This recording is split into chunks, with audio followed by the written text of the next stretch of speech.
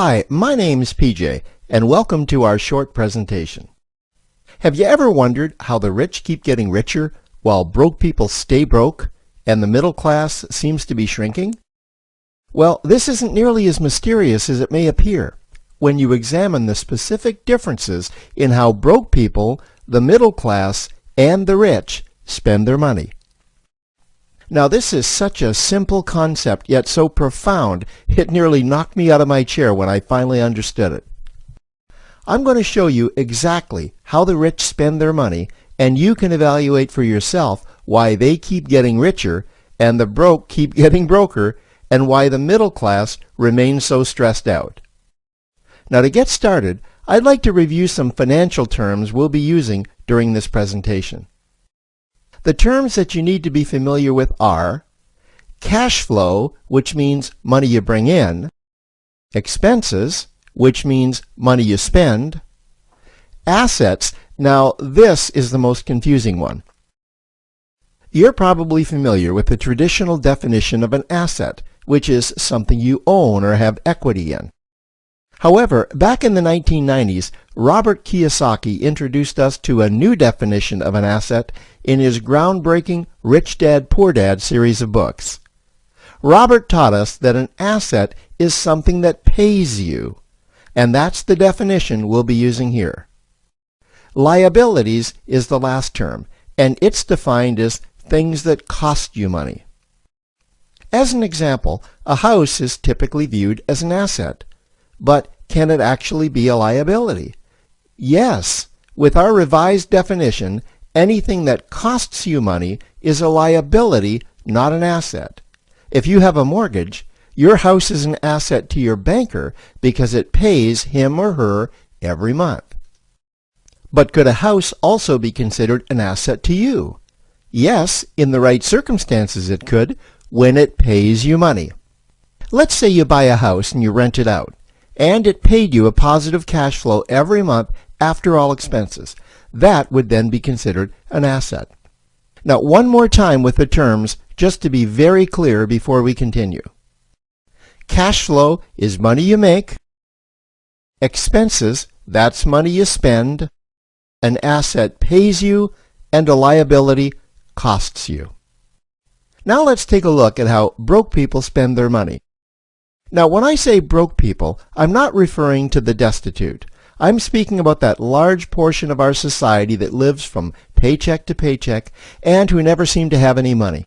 In fact, most times there's more month left at the end of their money, and I'm sure many of you can relate to that group. On payday, broke people buy what I'm going to call stuff. Well, what's stuff? Well, that's inexpensive things that people buy that they don't really need to survive. You go into someone's house and you can't find any counter or tabletop space in the whole house because of all the stuff on it. Their house and their cars are full and cluttered with stuff.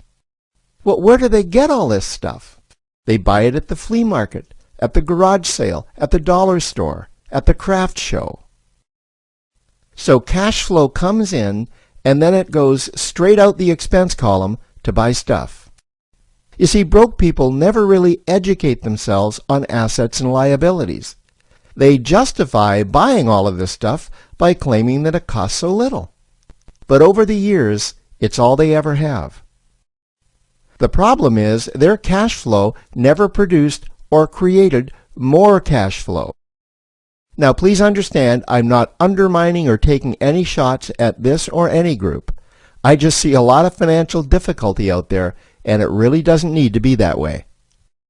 Creating wealth isn't a mystery, it's a formula. The only reason someone doesn't create wealth is because they either don't know the formula or they don't apply the formula. Now let's take a look at the middle class. The middle class is the group that society mistakenly thinks are rich. They're not. Yes, they typically earn a six-figure income, and many of them appear rich, but it's what they buy with their money that keeps them prisoners of the middle class. What they typically buy are liabilities. Remember the definition of a liability? Things that cost you. By buying liabilities, the money gets pushed up and out their expense column. Liabilities are items like cars, boats, houses, airplanes, credit card debt. Now let's see just how this happens. The middle class gets a nice paycheck, let's say $10,000 for the month. They then split that down the middle and they pay their monthly expenses with half, and with the other half, they make a down payment on a new car. The car costs $5,000 down, and after they add on the insurance and the maintenance, that liability now costs $1,100 new dollars every single month. A few months go by, and they want a boat, then a vacation home, a Rolex watch on their credit card, a vacation on their credit card. And before you know it, their liabilities have raised their expense levels to near or above their income levels. They actually spend equal to or more than they make, meaning that they have to go to work and make a certain amount of money every single month just to cover their liabilities. The other important issue with both broke people and the middle class is that normally all of their cash flow is dependent on their own effort, meaning that they've educated themselves to exchange their knowledge and expertise for someone's money. Also, the money they earn is usually the highest taxed form of income. Here's an example. An attorney is knowledgeable about law, so people pay him or her in exchange for that knowledge on an hourly basis. The problem here is that if the attorney isn't sharing that knowledge with a client, then the attorney isn't making any money.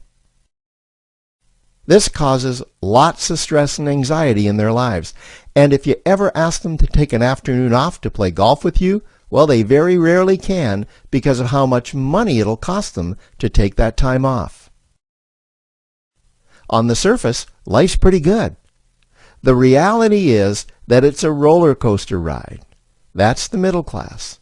Now, I know this group very well because for a great deal of my adult life, that was me.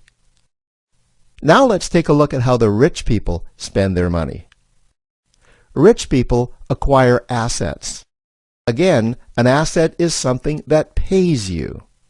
If you want to become rich, buy assets that earn you more money. The money cycle looks like this. Acquire assets that produce cash flow, invest the profits to acquire more assets that produce more cash flow, invest those profits to acquire more assets that produce more cash flow. The rich spend their money and acquire things that produce more money. Here are a few examples of assets that produce more money. Investments are the obvious ones: stocks, bonds, real estate. Education is another asset. If you learn how to do something that produces more money for you and you actually do it, that's buying an asset. There's a great quote that goes, "If you think education is expensive, you should see how expensive stupidity is." Another example of assets you can acquire that pay you are cash-generating opportunities, especially those opportunities that can create a passive cash flow. Passive meaning that once you build it up, the money continues to flow whether you're still building it or not. Here's a small example. Let's suppose you bought a pinball machine and you put it in a barber shop, and you don't spend any of the profits. You save them until you can buy another pinball machine and put it in another barber shop. This, by the way, was Warren Buffett's first business. If you don't know who Warren Buffett is, he's one of the top 2 richest men in America. The rich are extremely eager to find those passive cash-generating opportunities because those opportunities continue to pay them month after month, year after year, long after they've stopped working the opportunity. You know, I see this happen again and again with successful entrepreneurs. They find a passive cash flow stream that they build up, and it continues to pay them month after month, year after year. They then take those profits and multiply them in another passive cash-generating opportunity, and then again in another. In conclusion, here's what I've learned over the years. You can't find these passive cash-generating opportunities unless you're open to hearing about them. Then, once you find them, you must be willing to see what fits you and then act. Now, the reason I say this is that I once answered a hokey little ad that I ended up generating 7 figures from, simply because I answered that ad and then took action. These opportunities are out there, you just need to find them. You also must be opportunistic enough that when the right situation does present itself, you don't miss it. So remember, broke people buy stuff, the middle class buy liabilities, and the rich acquire assets, preferably cash-generating opportunities that can create passive cash flow.